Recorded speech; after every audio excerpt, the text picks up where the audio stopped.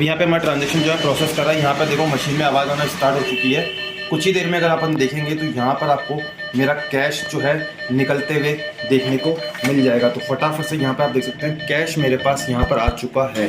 तो इस तरीके से आपको कह रहा है कि भैया अपना इंडसइंड बैंक के क्रेडिट कार्ड से मैंने निकाल लिए यहाँ पे 1500 रुपए। अब 1500 रुपए मुझे कितने का चार्ज लगेगा? क्रेडिट कार्ड से पैसे निकालना क्या सही है, क्या गलत है, पूरी जानकारी आपको इस वीडियो में देने वाला हूं। कितने मिनिमम आपको चार्जेस लगेंगे, क्या क्या टर्म्स एंड कंडीशन होती है, क्या सेटिंग को आपको ऑन ऑफ करना पड़ता है, सारी जानकारी आपको इस वीडियो में देने वाला हूं। वीडियो आप लोग लास्ट तक पूरा देखिएगा।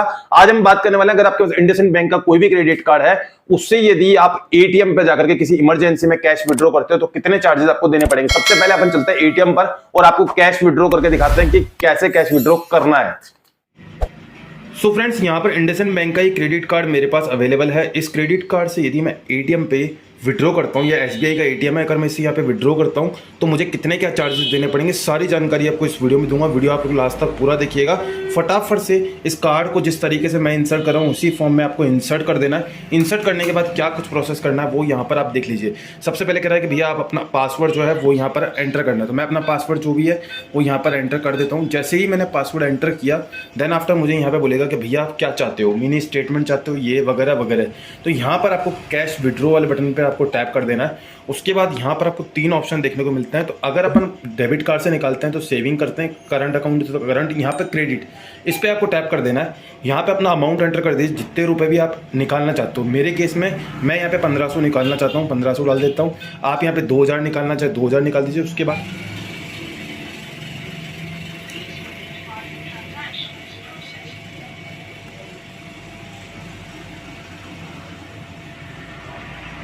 अब यहाँ पे हमारा ट्रांजेक्शन जो है प्रोसेस कर रहा है। यहाँ पर देखो मशीन में आवाज़ आना स्टार्ट हो चुकी है।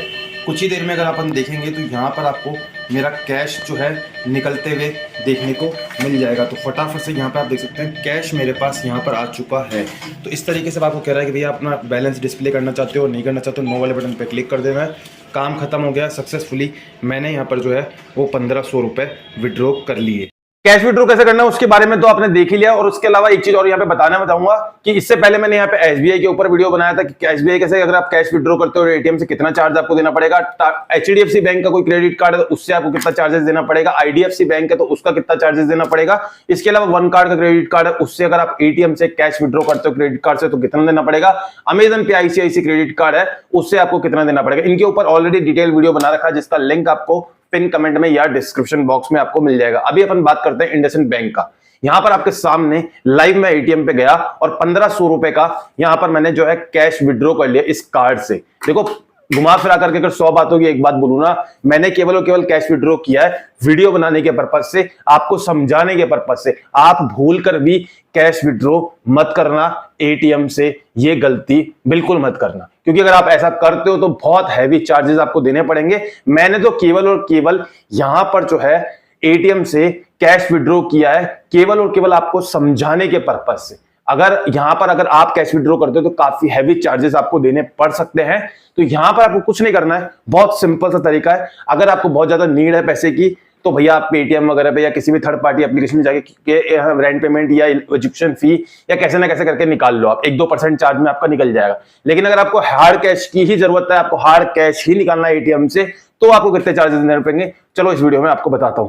देखो यहां पर अगर आप एटीएम से जाकर के मिनिमम आपको 500 रुपए निकालने पड़ेंगे, 500 से कम निकालोगे नहीं निकलेंगे, 500 रुपए मिनिमम आपको निकालने पड़ेंगे। इंडसइंड बैंक के क्रेडिट कार्ड की यहां पे केवल बात हो रही है। और अगर स्टिल अगर आपके पास इंडसइंड बैंक का क्रेडिट कार्ड नहीं है तो अभी लाइफ टाइम फ्री मिल रहा है। अप्लाई लिंक आपको डिस्क्रिप्शन में या पिन कमेंट में मिल जाएगा, फटाफट से जाके अप्लाई कर सकते हो। साथ में 1500 रुपए तक का अमेजन गिफ्ट वाउचर पे मिलने के पूरे चांसेस हैं।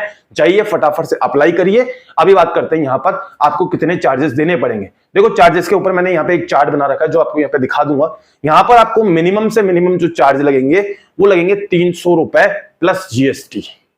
अब बात आती है 300 प्लस जीएसटी का मतलब क्या हुआ, यानी कि अगर आपको चार्ज लगेंगे ना, अगर आप 500 भी निकालोगे ना तो 300 प्लस 18% जीएसटी यानी 1854 रुपए प्लस 300 यानी 354 रुपए आपको मिनिमम चार्ज देना पड़ेगा। अब मैंने यहाँ पे 1500 रुपए निकाले हैं तो मुझे यहाँ पे 1500 रुपए पे 354 रुपए का चार्ज देना ही पड़ेगा।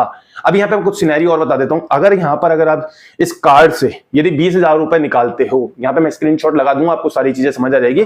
यदि 20,000 रुपए निकालते हो ना तो आपको 500 रुपए देना पड़ेगा 2.5% के हिसाब से, मतलब 2.5% मिनिमम चार्ज लगेगा और 300 मिनिमम रहेगा। यानी कि जो भी पैसा आपका हाइयर होगा या तो 2.5% ज्यादा होगा या फिर 300 ज्यादा होगा, वो जो ज्यादा होगा वो आपसे लिया जाएगा। यानी कि मैं 20,000 रुपए निकालूंगा तो उसका 2.5% हो जाता है 500 रुपए। अब 500 प्लस 18% जीएसटी यानी 590 रुपए मुझे यहाँ पे 20,000 रुपए के केस में देना पड़ेगा।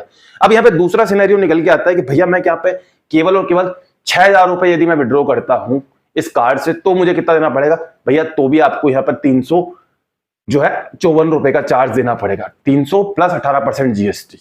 तो कुल मिलाकर के मैंने आपको यहाँ पे क्लैरिफाई कर दिया कि अगर आप एटीएम से इंडसइंड बैंक के क्रेडिट कार्ड से पैसे विड्रॉ करते हैं ना, तो उस केस में आपको 300 रुपए मिनिमम और यहाँ पर 2.5%, अगर आप बड़ा अमाउंट निकालते हो तो 2.5% के अकॉर्डिंग, यानी कि जो भी चार्जेस दोनों में से ज्यादा होंगे ना, वो वाले चार्ज आपसे कंपनी वसूल करेगी।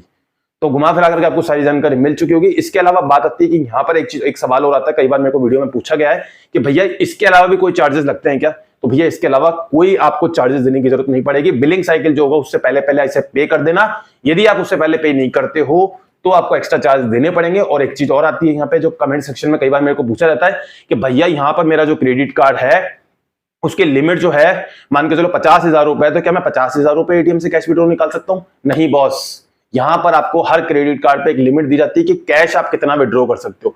जैसे मेरा केस में आप इंडसइंड बैंक का ही देख सकते हैं, स्क्रीनशॉट लगा हुआ मिल जाएगा आपको। यहाँ पे 36,000 रुपए मेरी लिमिट है, तो यहाँ पे मैं 7,200 रुपए तक ही इसमें कैश विड्रॉ कर सकता हूँ, इससे ज्यादा कैश विड्रॉ नहीं कर सकता। साथ में यहाँ पर आपको कैश विड्रॉ करने से पहले अपनी मोबाइल की एप्लीकेशन में जाकर के इंडसइंड बैंक की या जिस भी बैंक का आप विड्रॉ करने वाले हो, आपको एटीएम ट्रांजैक्शंस को भी यहाँ पर ऑन कर देना, तभी आपका जो कैश विड्रॉ है सक्सेसफुल होगा। उम्मीद करता हूं आपको जानकारी जरूर से पसंद आई होगी। पसंद आई तो वीडियो को एक लाइक कर दीजिएगा। चैनल पे यदि नए हो, घूमते फिरते आओ तो सब्सक्राइब जरूर से कर लेना, बेल आइकन को दबा लेना